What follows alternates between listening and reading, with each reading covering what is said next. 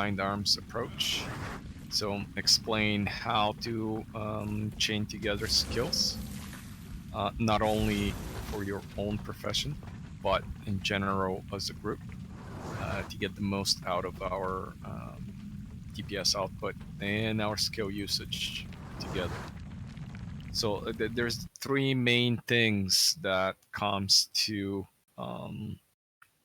fights in WVW, and that's DPS, that's sustain, and that's utility. Under utility fall a couple of things. That's con interrupts, what we call CC conditions, and that's also stripping. That is the key part to maximizing our DPS, both on the boon side, which would be on the support side. I sort of put it in the sustain group, even though some of that boon side is for offense rather than defense. So in approaching the enemy, of course, we want to boon up. It's good to remember that when boons get stripped or corrupted, the last applied boon gets stripped first. So in that essence, we want to be applying the boons we want to keep the longest first. That's why in combat, we'll be applying symbols and empowers, for example, before we apply some of the other boons. On the reverse side, the conditions that apply first get cleansed last. Again, it works in the same way. The last condition applied is the first one to be cleansed. Now, in terms of condition cleansing, that is not as much of an issue nowadays because of the scrappers, which can do cleanses en masse, and they convert them into boons. So for that purpose, it's not as much of a thing. On corruption though, and on boon stripping, it's good to remember that we want boons that are not as critical to be the ones that are being applied last, so they're the first to go. Like regen, for example. Regen is a nice boon to have, but it's not critical to our ability to fight, sustain, and so on. So regen being one of the last boons to be applied is actually a good thing. Now, when we are doing certain hits, and I'm going to separate them into three groups. That would be a shorter range spike, which is a heavier range spike, which would be at a distance of 900. Essentially, that distance. This is basically a shade range spike where our scourges can deploy their shades. Pretty much every class except classes that are purely melee have range within that. Revenants can deploy there, Guardians can deploy there, pretty much everybody can hit at that range. That's why that's a heavier range spike, and that's the one where you're looking to deliver damage. Now, there's a longer range spike, which is really the range spike, and that is at that range. This is at 1200 range, and this is basically the rev range spike. Guardians can deploy lines there, they can deploy their skill 3 and skill 2 on their staff, which helps the revenants by stripping ages and allows them to hit. What we want to do with the range spike is, and generally when we're delivering damage, we want to chain our skills together in a certain order to get the most out of it. So when we're engaging or when we're preparing for a fight, we're booning up. So we're gonna stay here, say symbols and powers, advance, and you're popping your heal skill, stab, and right now, just me as a guardian, I generated 6 boons for everybody. We have our rev, We have also Fury. Then we're going into Shield Mace. We're applying also protection. We have quickness and so on. So that's a lot of boons, which are generating a lot of extra sustain and generating more damage. Stability is a very important boon that we want to get rid of so that we can interrupt the enemy, separate them from the squad, or in general allow us to deliver more damage, not allow them to get away from our bomb. In that situation, we want to apply quickness. This will be coming from our guardians or our scrappers, so that our revenants have quickness while they're delivering their hits, because our revenants are traded to strip stability with every hit while they have quickness. So in terms of before delivering a range spike, we want to have quickness and we want to have fury. That is a given. We also want to have aegis and stability so that any counter hit we can avoid. We do not get caught in place, and we don't get caught in the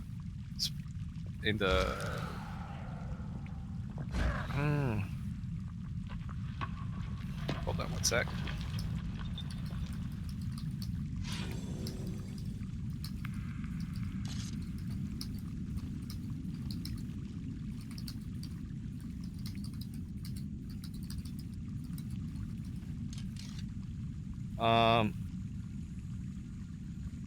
In terms of delivering, what we want to do is chain together our utility and then our damage. So under utility, we want to chain together strips, and we want to chain CC and then deliver damage. The way we achieve that is by using the chronos for pulls.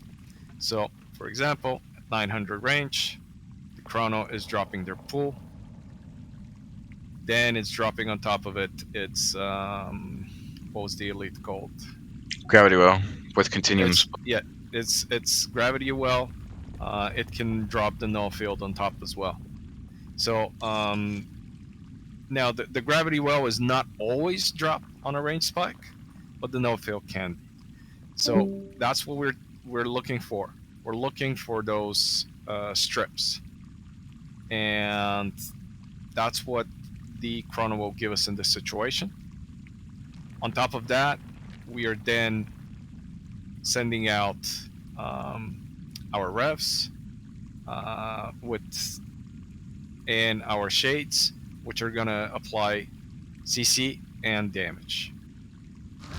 We're also sending out the Guardians are sending out lines out there, which are also giving additional CC, and that's how we chain it together. But we need the strips first so that we can catch them with the rest. Now, when we are in closer proximity, we're going in for a hit. So the enemy is right there in the middle. We're gonna punch in. We're gonna go in for melee. Again, we want to chain everything together. So our scourges are releasing their shades on our approach. When we push in, where we are in this distance, our spellbreakers are shooting out forward. They shoot out forward. They drop their bubble. And into it, we deploy our CC. And then, after our CC is there, we drop our big bomb. Right? So we're stripping their boon support. We're stripping their sustain. We're stripping what keeps them alive. Then we're immobilizing them in place. We're keeping them in our damage area. And then we deliver the big bomb. Now, you don't have to wait for it to happen. That's the key here. And I want to make that very clear. You're going through that sort of a rotation anyway. Even if the strips don't happen, you're still going with the CC and you're still continuing with the damage unless the tag calls it off. But that is sort of the timing we need to generate. Because if the strips come last, then it has limited effect. First of all, they've sustained the damage. Second of all, the CC probably did not work because they still had stability, aegis, whatnot, and they moved away. And the strips might not even happen because they're not there anymore. Or even if they strip at that point, we don't have anything to capitalize. So it's important to get them chained together in that sort of an order. So we want strip CC damage, strip CC damage.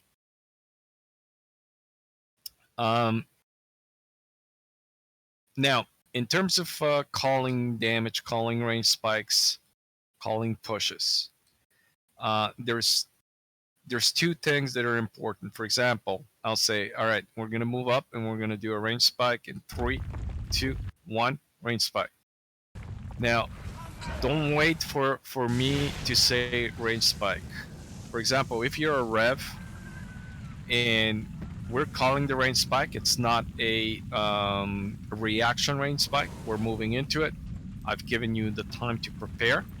You can be using your hammer 3 and you can start channeling it on 1. For example, I'm going 3, 2, 1, range spike. There's that 1 second between 1 and range spike. You can start channeling on 1. So I'm saying, all right, we're going to do a range spike. 3, you're popping your skill and you're moving your mouse out, and the ground target is already on the ground and at maximum distance as you're moving in. And then I'm going 2, 1, and on 1 you're pressing it and you're starting to channel it. And by the time I say range spike, it's gonna channel and it's gonna arrive there at the right moment.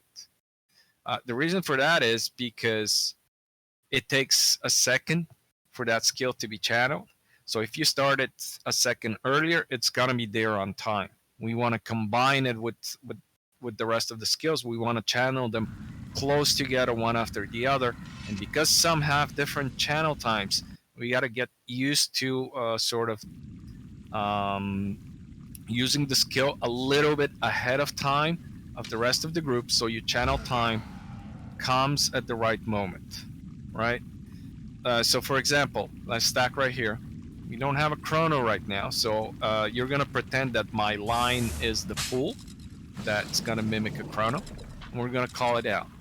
So I'm gonna say, all right, we're gonna do a pull and a range spike in 3, 2, 1, pulling. There we go. And so as a revenant, you're going on 1. You're not waiting for me to call the puller, right? Because the pulling is instantaneous. The chrono will put down their line for a pull beforehand. It will be there, and then it's a second click on when I'm saying pulling. And at that point, it's gonna pull them in, and your hit is coming right on top of them as they're being pulled in. And that's the devastating combination. They don't have time to dodge out after they've been pulled. They get hit right away. If you're waiting for when I'm saying pulling and starting your channel there, then your hit is gonna come in late. And on top of that, if we're repositioning right away, you will remain in place after that. So for hammer 3, you want to start it a second earlier than everybody else. For example, on the rev did, so that we get that combination going. Same thing for the bubble, for example, right? So I'm gonna be approaching, and I'm gonna say, all right, we're here and we're doing symbols and in Paris, and we're gonna go stealth, and we're stealthing, and we're moving forward, and I'm gonna say, all right, bubble in front, and you're shooting out first. Everybody else is waiting, and now we're delivering CC and a bomb. I'm not gonna be calling CC and a bomb, because that's too many commands and too much micromanaging. But you gotta know, I'm saying a big bomb, right? That means everything. At that moment, it means after you see the bubble appear, that means your revenants are dropping roads in front of us. That means chronos are dropping their grav wells. That means scourgers are dropping their shades. And after that, as we're moving on, all other CC We're dropping all the CC there, and we're grabbing as many as we can that are in that bubble, because they just got stripped and they cannot get boons on them. And then we're delivering our DPS after that, and we're moving on. We're either moving through, or we're hitting it and coming repositioning to the side, so that anybody surviving that hit that is counter hitting in the same spot does not hit us. Any questions about that?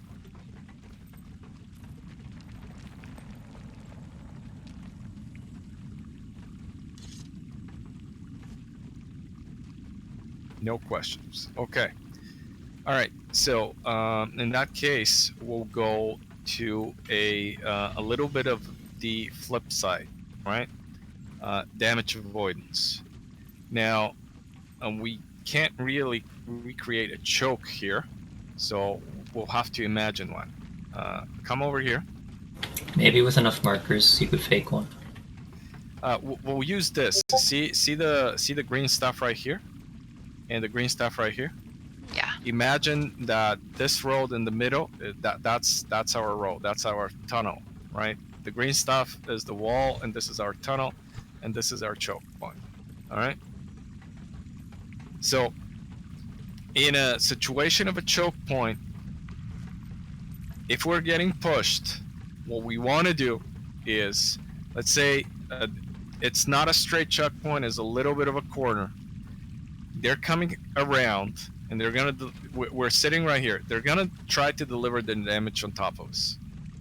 At that point, what we want to do is reposition a little bit to the side, so that we're on the periphery of their main bomb, and at the same time deploy our damage in their way.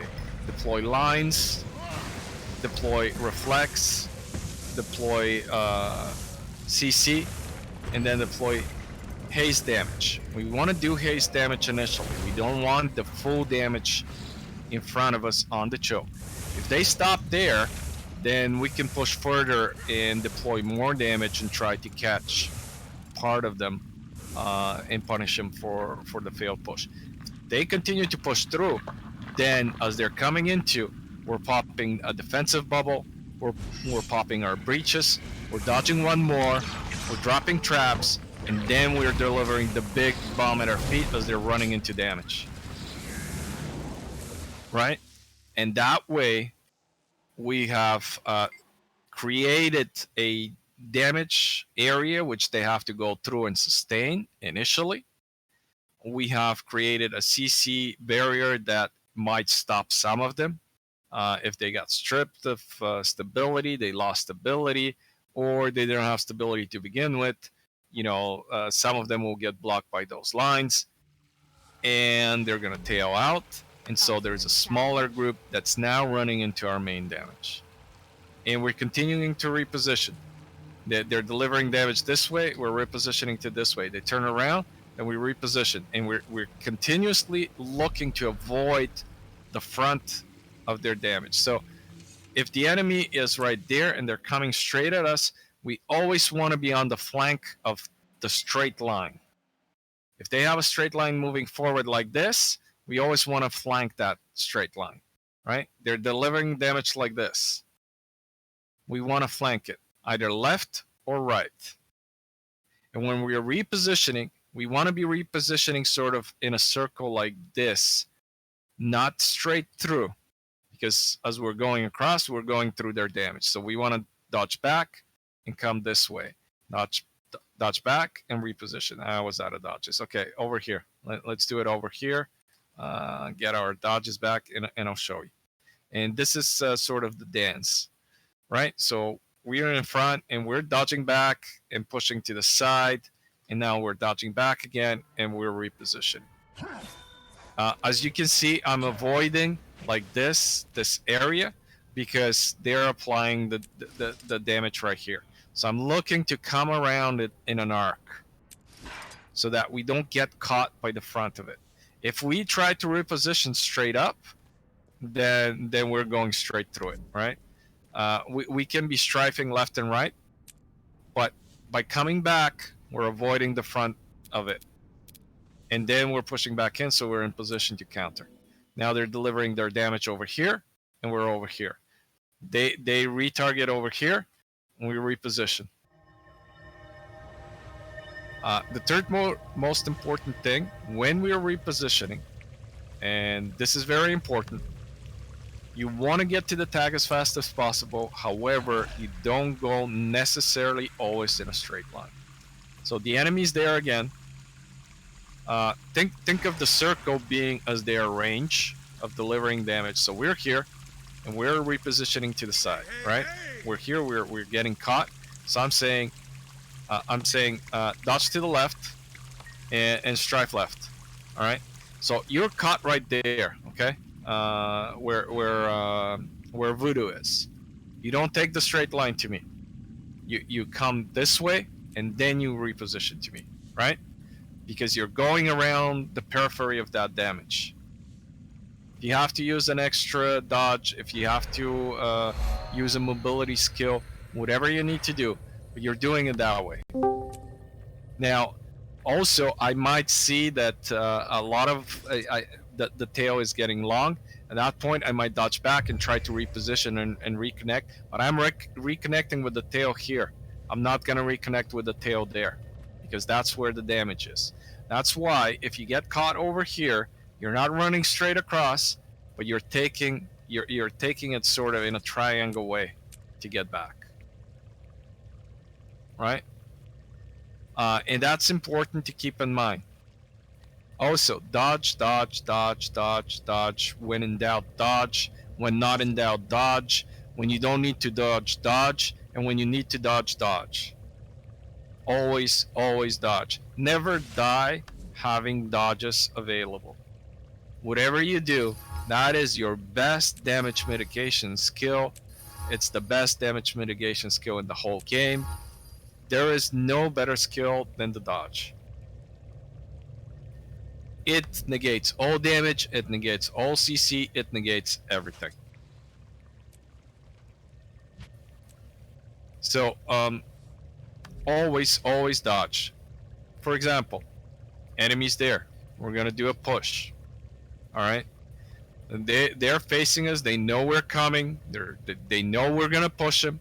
We know that we're gonna push them. Just as I was saying on the choke, they're gonna put down their lies. They're gonna put their damage, and we're gonna be running into damage. Well, at that point, dodge 1, dodge 2. Now you're on top of them. You can deliver damage, and you've avoided theirs. They've used up their skills. Perfect, right there. CC first, strips first, CC second, and then damage. And then we reposition so that whatever damage they had left, they're dropping it there. We might not need to, but we got to be ready to be able to do that. So those are the most important things. Also, on a straight push, for example, we're here. Let's be here a little bit further. Let's say, actually, come over here so that it's looks like a. Imagine the choke again. The green to the side, and this is the straight line, right? Imagine this is a bridge. So what they're gonna employ against us is what we're going to employ against them. They're gonna put their roads down. Give me the roads, please, Tiny. Give me the roads in front so we can see them. There we go. So you see that straight line. This is sort of the danger area in a straight push, right? You're gonna have this road in a straight push where they can apply a lot of pressure. So when we do the straight push, we're not gonna do it straight up to that spot. We're gonna do it on the side here, on the side, and then we're engaging. All right? Because we're going on the periphery. They're gonna drop their roads. They're gonna drop their hammer 2 on their revenants. They're gonna drop lines. They might drop the lines right here. And so instead of getting people caught, we're going around them and hitting them. So be aware of that and try to be with the tag at all times. Now, if we have a full domination situation, we might just take the shortest road to them and just hit them hard. However, a lot of the time, especially in even numbers or outnumbered numbers, we're doing a straight push, but we're also kiting it a little. We're taking it a little to the side. We're doing forward and strive. So here it is. We'll do a forward push, but instead of just W key, your W key and left strive together, right? So we're going forward, left strive, and then forward and right strive. Just that is enough to come around a hit right here. Now we're using our dodges, obviously. I'm just showing you how you can sort of avoid very easily damage. All right, any questions about any of that?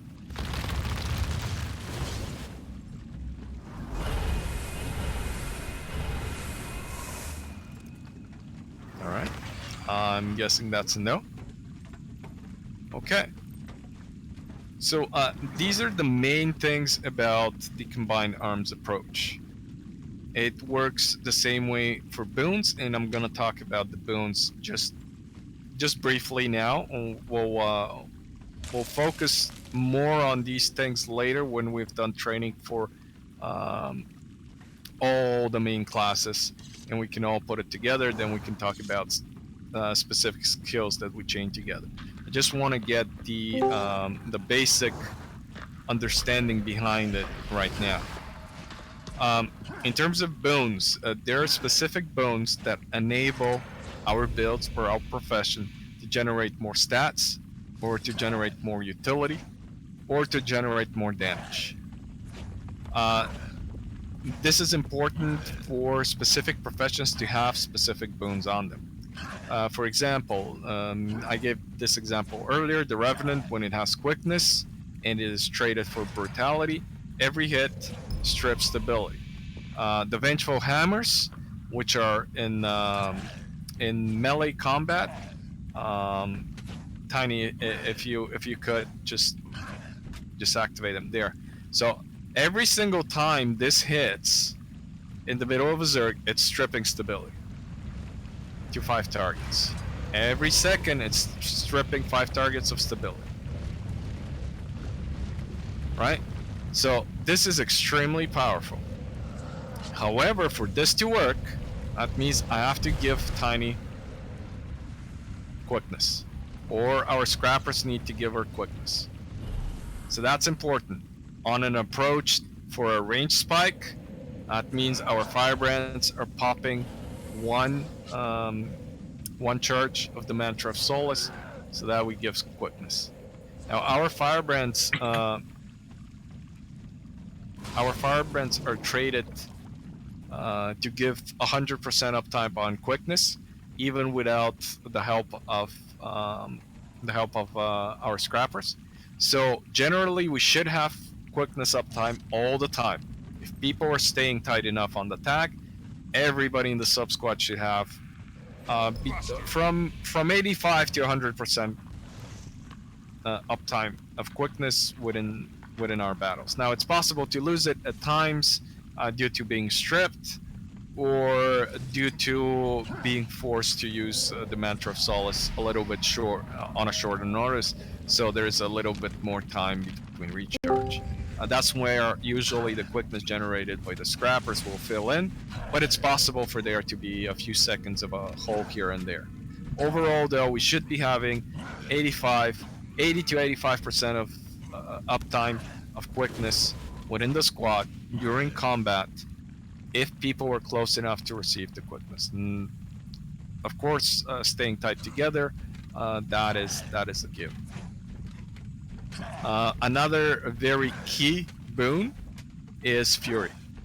And this is a very important one because Fury gives 20% to crit chance.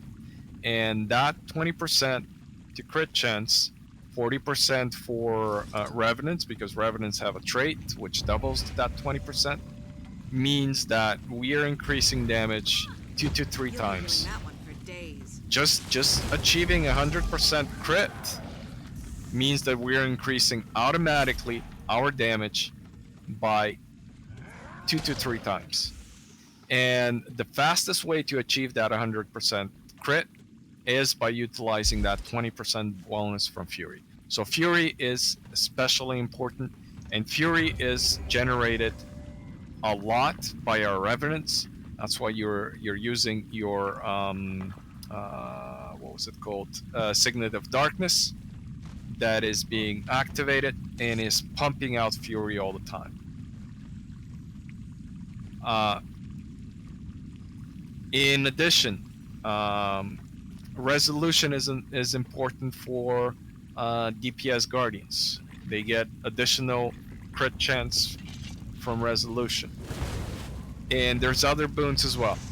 So all of these things are important to have. That's why we're booning up before we fight. And this is where the combined arms approach comes on the sustain side and the support side, even though some of it has effect on our DPS output. Keep in mind though, our best sustained weapon is our DPS output. That is the one weapon with which we can stop the enemy from pushing into us, we can stop them from bullying us, and we can stop them in their tracks by either dropping them or delivering enough DPS that they cannot sustain through it, so they stop their push. At that point, we gain the initiative, and we can use our DPS further to actually turn the battle and win the battle. Yes, the best defense is killing the enemy, obviously. Okay, any questions?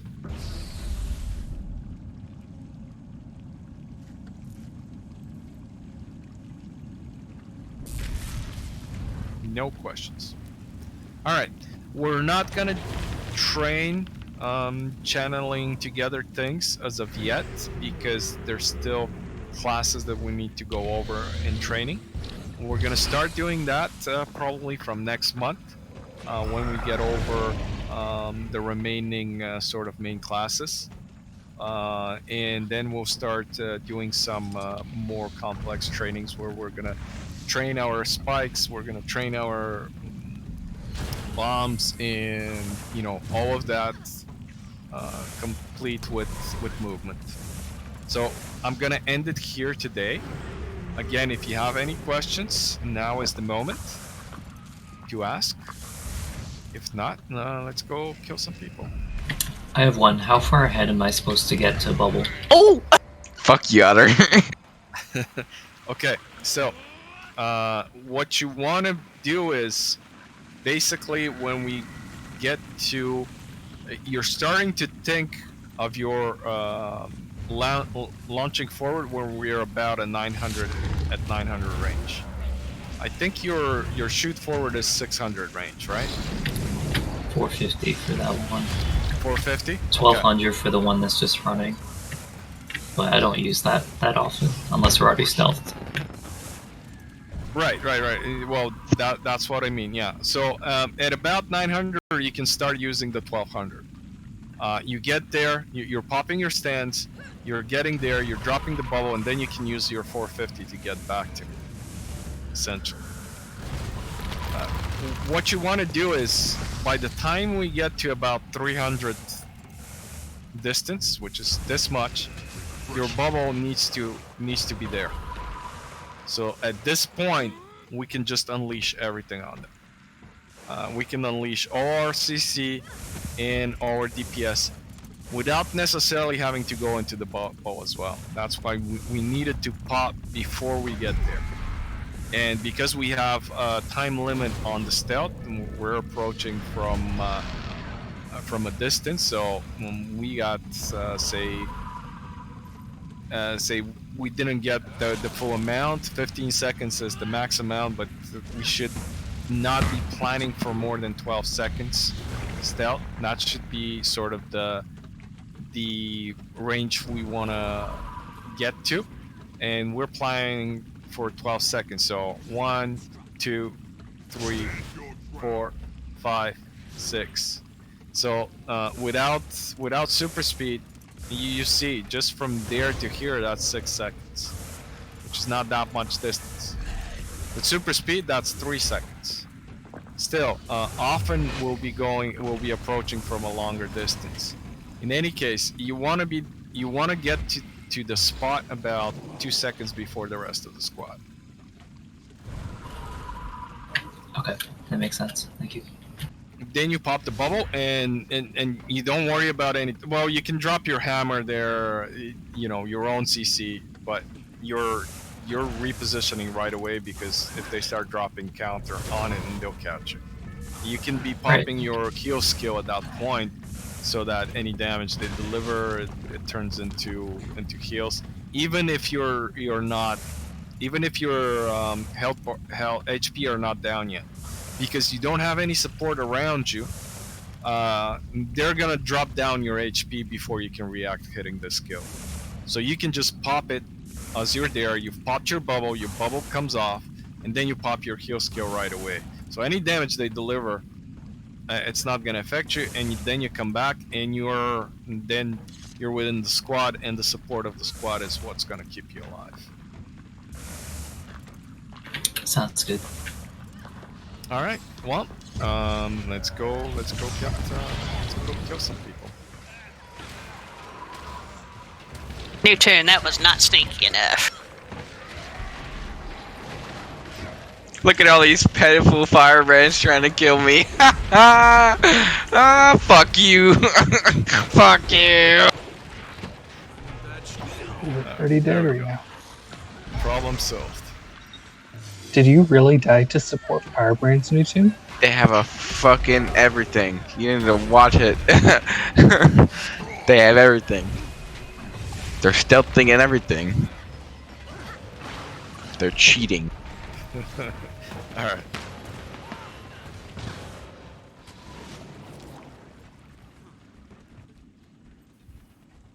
Alright.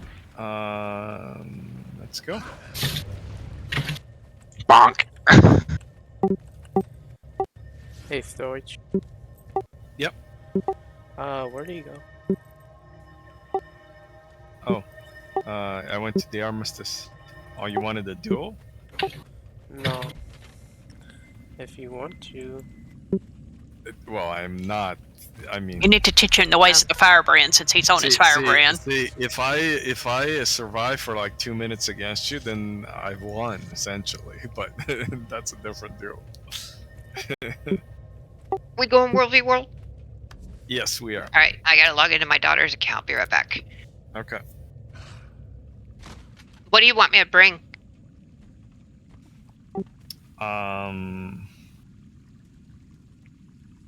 We have pretty much 2 of everything so far, mm, except the hair. Yeah, I whatever you want, really.